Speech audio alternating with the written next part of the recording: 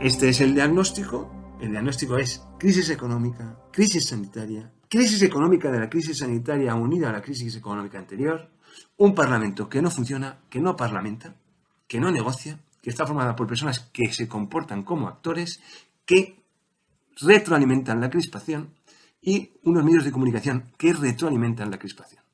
Y una ciudadanía encrispada que consume las noticias de encrispación y que elige a los políticos que fomentan más la encrispación. Bien, seguro que hay muchos que vosotros que compartís completamente este diagnóstico. Algunos no, ¿eh? Algunos estáis todavía en no, es que tengo toda la razón para estar encrispado porque nosotros somos buenos y todos los demás son malos. Si estáis en esa posición, dadme, por favor, una oportunidad, ¿vale? Bien, si este es el diagnóstico, ¿cómo hemos llegado hasta aquí? ¿Cómo se ha llegado a este nivel de encriptación? Ya hemos hablado del efecto de retroalimentación, pero vámonos al origen. Cuando te vas al origen, obviamente, piensas en todos estos políticos, en las personas que hacen las noticias, los medios de comunicación, y en cada uno de nosotros ciudadanos, cuando vas al origen, obviamente vas a la infancia. ¿Cómo éramos nosotros en la infancia?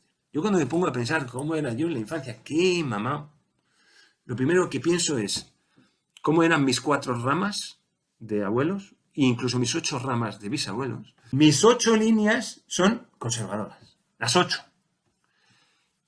Con lo cual estaba bastante determinado cómo tenía que pensar.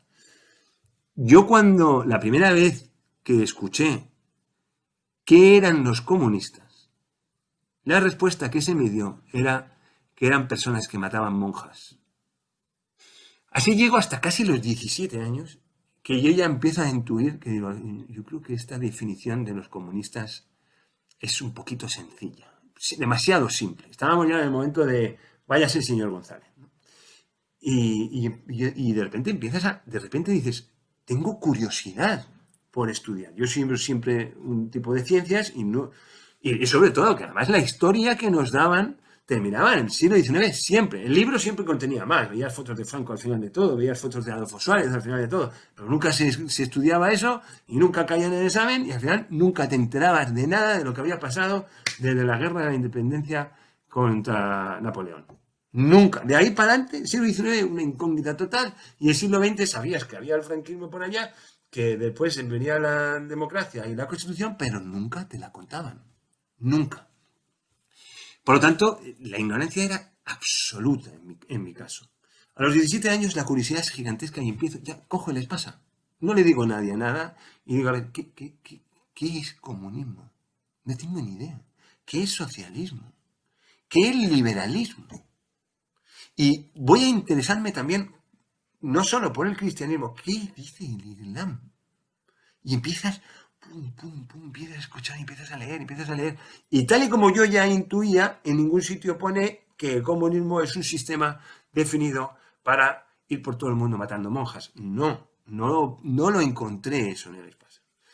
Y cuando te pones a leer, dices, enseguida te llega la intuición de decir, esto es más complejo.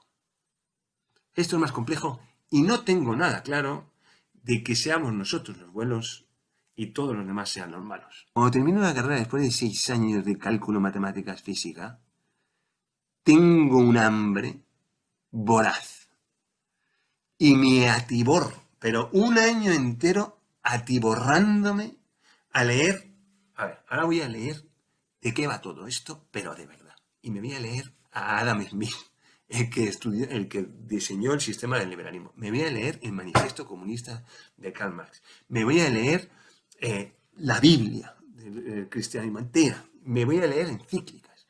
Me voy a leer a los principales economistas desde un punto de vista monetarista, pero también a los keynesianos y también a los comunistas. Y me voy a leer al Che, que es una figura así que siempre aparece. ¿Por qué el Che? ¿Quién era el Che?